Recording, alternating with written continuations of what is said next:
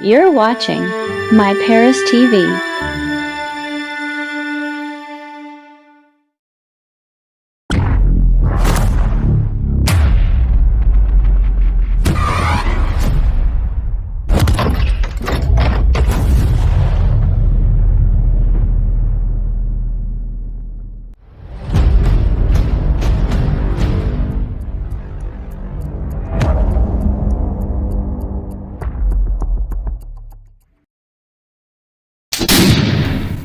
Rick Revel, Mr. History, brought to you in part by Dixie Gun Works in Union City, Tennessee.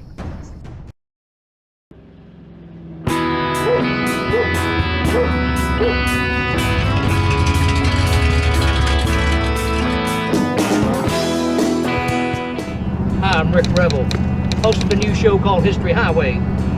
Regardless of where you travel in this great country of ours, we drive past little bits and pieces of history each and every day.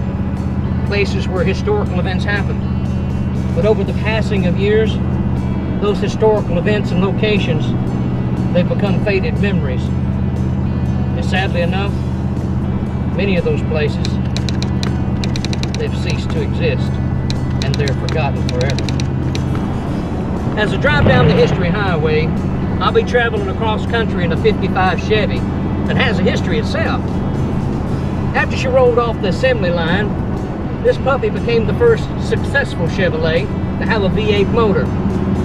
This model was so popular that it was featured in a movie called American Graffiti. And it was driven by an up-and-coming actor by the name of Harrison Ford.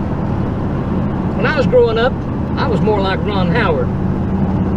I drove a 58 Chevy. But I'm not here just to talk about antique cars. I'm here to talk about a variety of history. On today's show, not only will I take you back in time, I'll take you up in the wild blue yonder and beyond.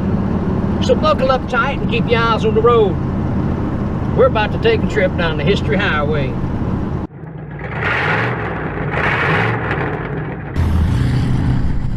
One, two, three.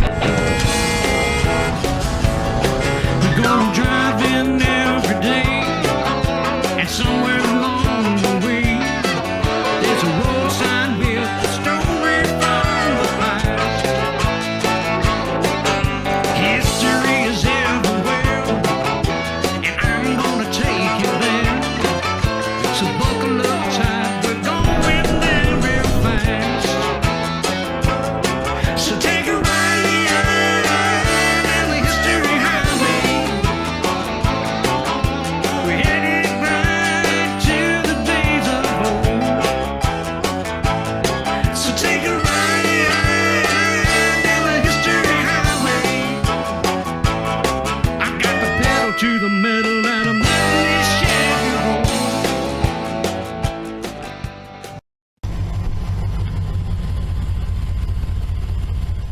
It was signs like this that inspired the whole concept of History Highway.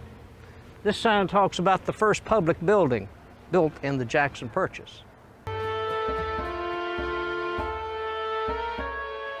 The oldest historical marker on record dates back to 650 BC and is found in Jerusalem, commemorating a temple built for the king of Ekron. In the United States, historical markers began to show up as early as 1755. And after the Civil War, monuments and plaques were erected all over the country. Sightseers would travel for miles in their horse and buggies to walk on the ground where history was made. When the automobile came on the scene, the sense of adventure went to a whole new level. America was about to be discovered once again. With the highway system slowly improving, historical markers began to pop up in Virginia in 1926. We even find other states like Colorado, Indiana, and Pennsylvania claiming to have posted historical plaques even before then. At the close of World War II, the interest in American history was on the rise, and historical markers began to pop up by the hundreds. As of last count, there are nearly 128,000 of these educational signs, with new ones being erected yearly, and each one containing a small nugget of facts that are usually not found in any classroom. So the next time you're driving and you pass a sign like this, turn around and go back and give it a read, because there's a history lesson waiting just for you. And speaking of a history lesson, it's time for me to climb back in the Chevy. I'm gonna take you to another sign, and this one's gonna blow your mind.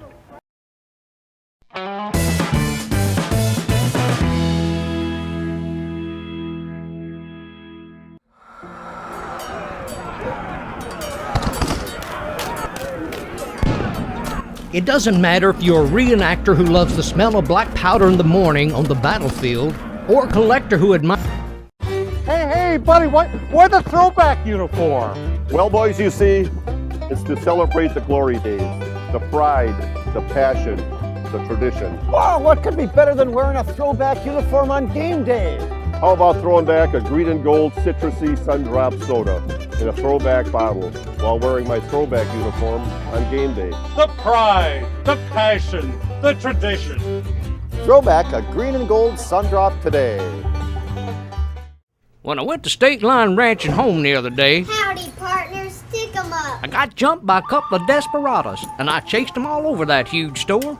I chased them through the boots and hats, and then I lost them somewhere in the saddles and horse tack. Reckon you folks ought to know you got a couple of young desperados somewhere loose in your store. Don't know where they got off to, but you do have a nice store. Good seeing y'all. Come to State Line Ranch and Home in Hazel, Kentucky. This sign right here, it inspired a man some 20 years ago to become an expert on Nathan Stubblefield. And that's what our next story is going to be about. According to a book written by Bob Locht, Nathan Stubblefield was born in 1860 on a farm near Murray, Kentucky. Through the years, he spent a great amount of time reading publications like Scientific American and Electrical World. His first patent was issued in 1885, and during an experiment in 1892, his voice was heard by his neighbor, Rainey Wells, who was listening on a separate wireless receiver. Before long, newspapers were writing stories about Nathan Stubblefield and his discoveries. In 1902, he even transmitted music over his wireless system. So what did he invent? A wireless telephone? Or possibly a radio? For these answers, we now turn to Dr. Thomas O. Morgan, who I interviewed during a recent video conference. Now, you told me that you were driving in this neck of the woods, as we call it, and you found an interesting historical marker. Yeah, you're very right. It was, and I can tell you the exact date, it was March 14th, 1965, and I'm driving down 641 coming into Murray, and it's cold, it's raining, it's about 4:30 in the evening, and it was sleeting, trying to snow, and I see this roadside marker in my headlights, and it said birthplace of radio. Well, I thought, I've never heard of this, so I literally stopped up, backed up on the highway, and put my headlights full on the sign, and it said basically, Nathan Bowman Stubblefield, the inventor of radio, was born in this town. And I thought, that's interesting. You know, my dad's a pioneer, and I've been in broadcasting a lot of years, and I've never heard of him. I understand he was a farmer, but how did he, was he on a family farm, or can you tell me a little bit about that?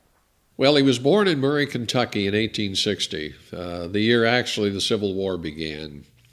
And he was indeed a farmer. He was one of four brothers, and he was interested in the whole business of wireless telephony.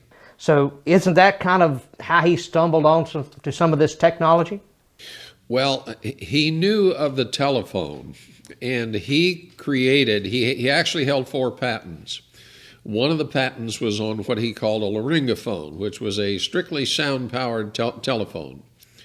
It was a system whereby it worked with wires, and it would go back and forth like between a house and a barn, or between a doctor's office and a pharmacy, that kind of thing. It was very crude, but it was patentable and it worked. And that was the system he installed.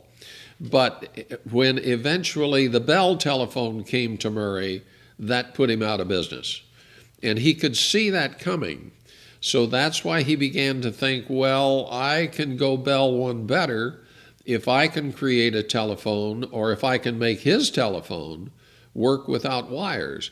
And he actually did work with Bell telephones in the early days. And if you look at some of the pictures which I donated to the library, the Stubblefield collection at the Pogue Library at Murray State University, you'll see that he's working with Bell telephones. And it was those telephones that he made wireless. What was that device? Can you explain that to me? Good question, Rick. First of all, the device itself. It was basically an induction system. Stubblefield was working in the frequencies between 20 and 20,000 cycles. Today they're called 20,000 hertz. Those are called the audio frequencies. That's what you and I are communicating with right now, what we hear. Radio frequency really doesn't begin until you get to 100,000 cycles, and from there it goes on up into the megacycles and so on. So he was working outside of what the traditional broadcast band was. Number two, he basically had two Bell telephones which he had rigged with copper wire rings, antenna, a receiving and a transmitting antenna. And when he spoke into one phone, they were battery powered. When he spoke into one phone, it induced a current in the second phone. And it was good for about a mile, and it worked very well for about a mile, but it was an induction system. It was not a broadcast system.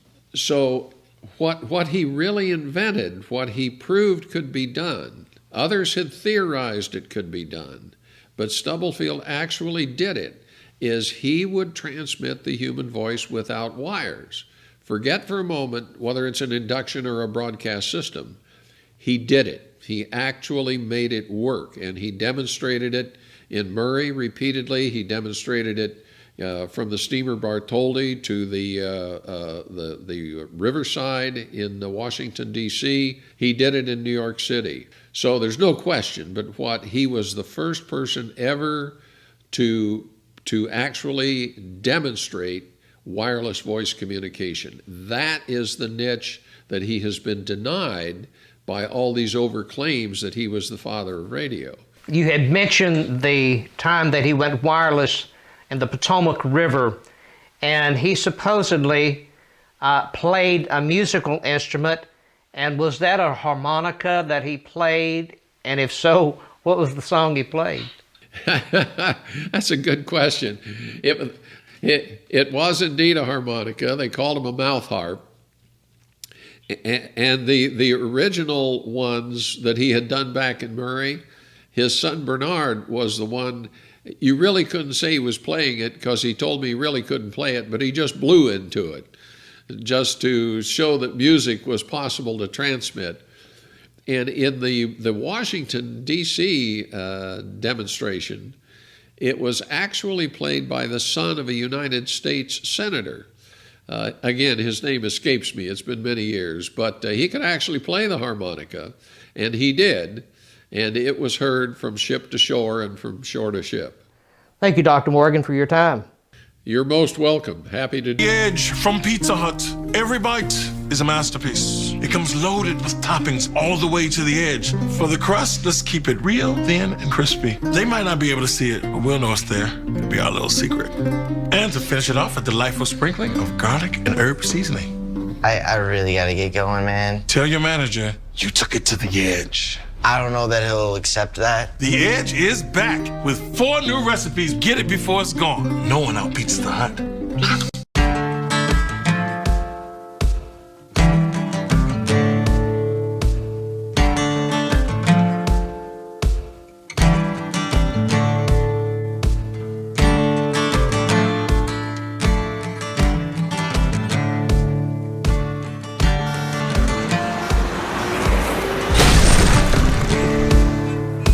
Keep Tennessee beautiful. I'm counting on you.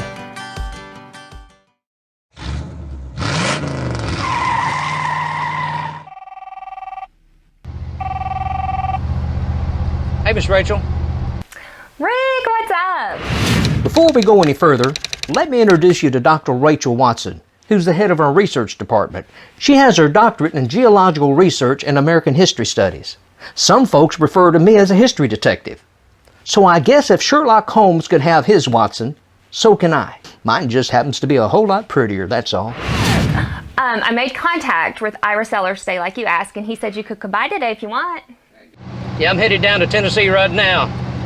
He's got some of those deck guns he wants to show me from World War II. Now, they'll be a perfect fit for my next story, that's for sure. Oh, are you going to cover the Camp Tyson story that I found? Oh yeah, it's coming up next. Can't wait to share this one. It's a heck of a story. Okay, I got to get back to it. I've got a report that I have to turn into the Smithsonian by tomorrow, so I'll talk to you later. Bye. Like I told Miss Rachel, our next story is about Camp Tyson, and you're going to love this one.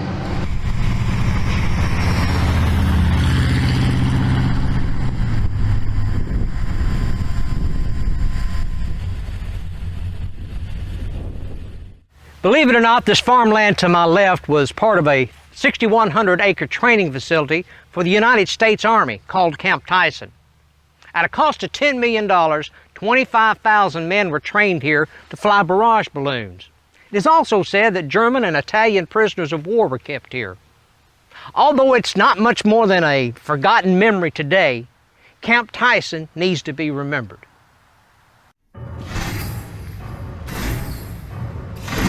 Desiring global domination, an alliance between Germany, Italy, and Japan was formed on September 27th of 1940, and they became known as the Axis of evil.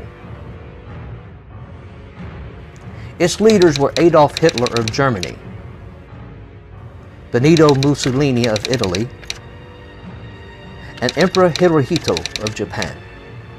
After London, England suffers through months of continuous bombing, President Roosevelt grew concerned that coastal cities in the United States would be vulnerable to such attacks if the Axis ever turned its eye toward America. Knowing that barrage balloons are the best defense against the majority of aerial attacks, the U.S. War Department sent out orders in August of 1941 to build a barrage balloon training facility in the farmlands of West Tennessee, near the small town of Paris.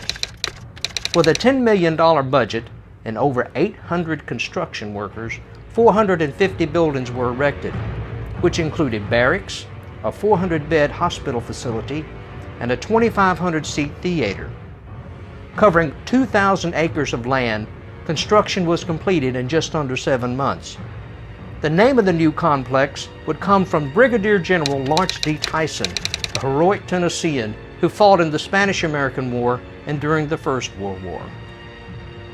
By the time the first troops arrived at Camp Tyson in March of 1942, Japan has bombed Pearl Harbor, and America has declared war on the Axis.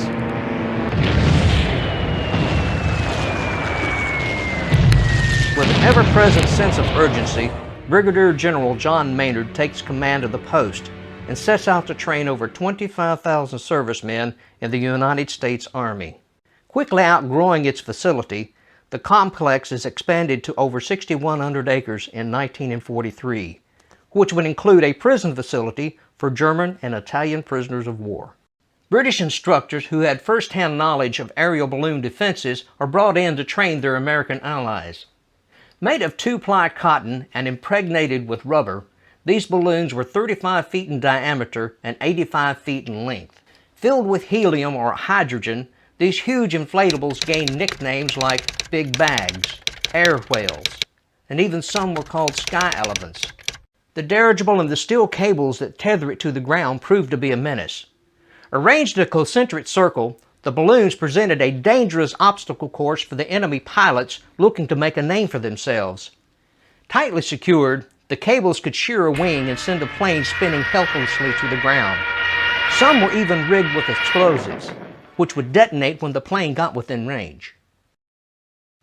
Among the 25,000 soldiers who trained at Camp Tyson was the 320th Battalion, which consisted entirely of African Americans.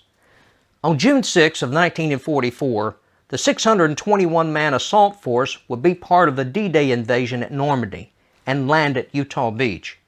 Not only did their barrage balloons prevent German aircraft from strafing the beach, Medical corpsmen of the 320th helped to save lives during the fierce fighting. Supreme Allied Commander General Dwight D. Eisenhower cited the unit by saying, "The 320th carried its mission with courage and determination and proved an important element in the air defense team." At the close of World War II, Camp Tyson found itself in a strange predicament. With the advent of high-flying bombers and the atomic age, the military base was considered obsolete and would be decommissioned. No longer considered a valuable asset to the United States government, the property would soon be sold to Spinks Clay and Cattle Company, where my Uncle Guy Revel worked as a cowboy. And as the old saying goes, the rest is history.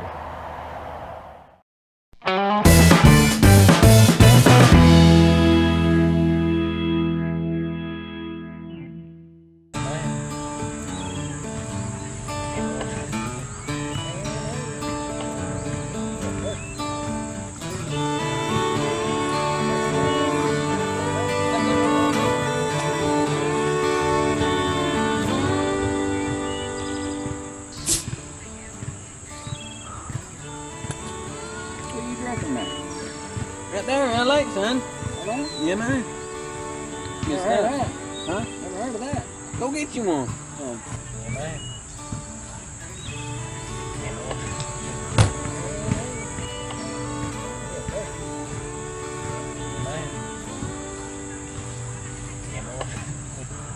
That looks nerve tastes. Oh, it is. Wait till you try it. Yeah.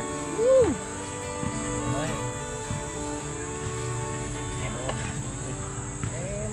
Wow.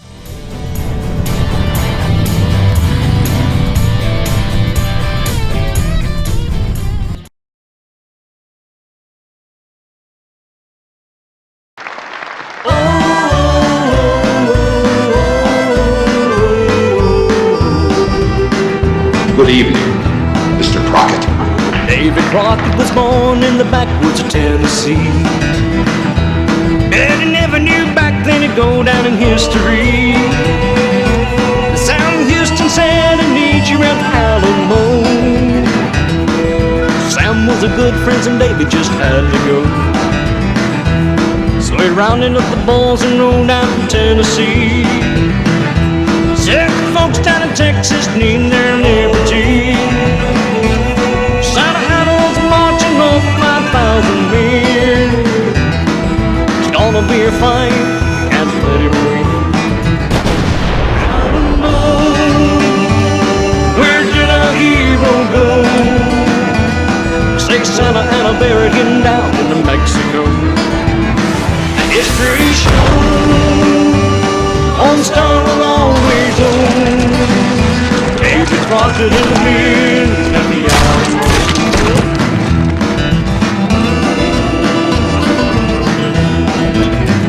Travis drew a line in the sand, said you don't have to stay. Just saddle up your horses, boys, and ride away. Colonel Crockett said, you know it wouldn't be right to ride this far from home and be without a fight. A federal rifle fell with every Tennessee and Texas round. Outnumbered 10 to 1, they still held their ground. Say Crockett was the last to die at the Alamo. Where does his body lay? Alamo, where did our hero go? Say Santa Ana buried him down in New Mexico. The history shows the Lone Star will always own.